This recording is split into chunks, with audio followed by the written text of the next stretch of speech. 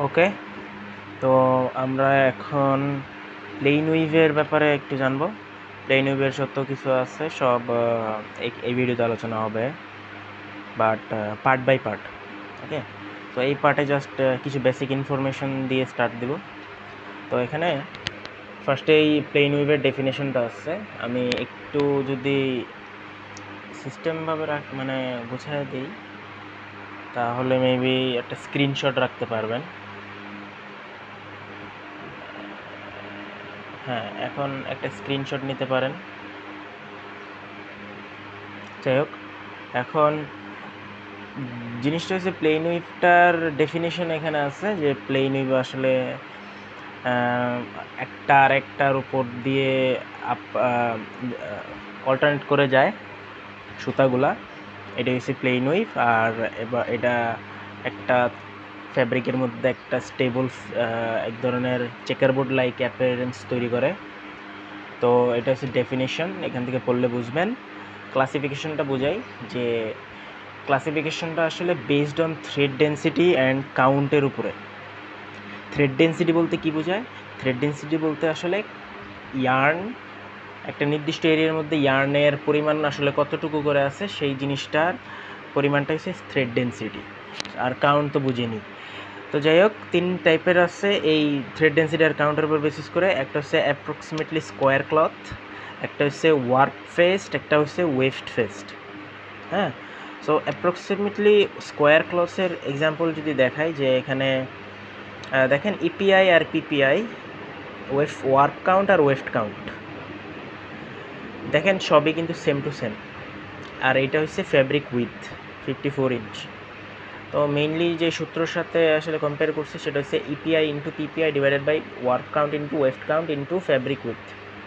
তো EPI PPI warp count ওয়েভ count সবসময় যদি সেম দেখেন এটা ম্যাটার করবে না, জাস্ট এই পার্টটা যদি সেম দেখেন তাহলে মনে করবেন যে ওই ক্লথটা অ্যাপ্রক্সিমেটলি স্কোয়ার ক্লথ, এই টাইপের মধ্যে পড়ে। ওয়ার্প ফেস যদি বলা হয় তাহলে দেখবেন ওয়ার্পের আর এন্ডসের যা কিছু আছে সব ডিজিটগুলো বেশি থাকবে। মানে ইপিআই তো ওয়ার্পের, আর ওয়ার্পের সুতার সংখ্যা, আর পিপিআই হচ্ছে ওয়েফটের সুতার সংখ্যা, তাই না? তো ওয়ার্পের সুতার সংখ্যা দেখেন বেশি, আবার ওয়ার্পের কাউন্টও বেশি। আমরা কি EPI warp count, PPI weft count. Warp faced যদি হয় ওয়ার্পেরগুলা বড় হবে ডিজিটগুলা। এই ফেব্রিক উইথ কোনো ম্যাটার করে না, এটা যে কোনো কিছু হতে পারে, জাস্ট এখানে ফোকাস থাকতে হবে যে ওয়ার্প ফেস্ট হইলে আমার এই পার্টটা, ওয়ার্পের পার্টটা সবসময় বড় থাকবে। সিমিলারলি ওয়েফট বেসড হলে ওয়েফটের পার্টটা বড় থাকবে, EPI and weft count. Okay, so এখন এই জায়গাতে আরেকটা পার্ট আছে যেটা হচ্ছে আনব্যালেন্স টাইপ। এই জায়গাতে জিনিসগুলো কীরকম আমি বুঝাই জাস্ট।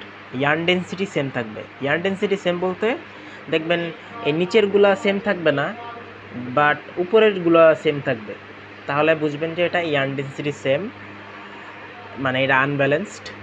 এগুলো মনে করেন 10 একটা 12 হতে পারে, বাট উপরের ইয়ার্ন ডেন্সিটিগুলো দুটোটাই ধরেন 140 করেই আছে।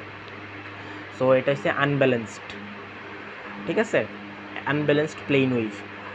যদি কাউন্ট সেম থাকে, মানে উপরেরগুলো আলাদা আছে বাট কাউন্টগুলো 40 আর 40 সেম টু সেম, তাহলে এটা একটা আনব্যালেন্সড প্লেন উইভের ক্যাটাগরিতে পড়বে। আর অল ডিফারেন্ট বলতে, অল ডিফারেন্ট যদি থাকে লাইক সবগুলাই ডিফারেন্ট, যেমন এই যে 110, 32, 24, 90 সব কিছুই ডিফারেন্ট, এইটাকে বলা যাবে আনব্যালেন্স, মানে অল ডিফারেন্ট, মানে এটারে বলা যাবে আনব্যালেন্সডের ক্যাটাগরিতে ফেলানো যায়। ওকে, এখন দেখি যদি যে প্লেন উইভের যে ডেরিভেটিভস, ক্লাসিফিকেশন ছিল তখন, এখন ডেরিভেটিভসটা দেখেন। ডেরিভেটিভসটা অনেক সোজা, যে 2 টাইপের হয়, রিভ উইভ আর ম্যাট অথবা হপস্যাক অথবা বাস্কেট উইভ। ওকে, সো রিভ উইভের মধ্যে 2 টাইপের, ওয়ার্প রিভ আর ওয়েভড রিভ। ওয়ার্প রিভের মধ্যে রেগুলার আর ইরেগুলার, ওয়েভড রিভের মধ্যে রেগুলার আর ইরেগুলার, ঠিক আছে?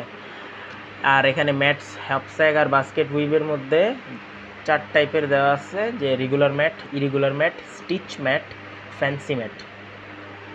সেগুলোর বিস্তার আলোচনা হবে নেক্সট ভিডিওগুলোতে। ওকে, তো আপাতত এতটুকুই।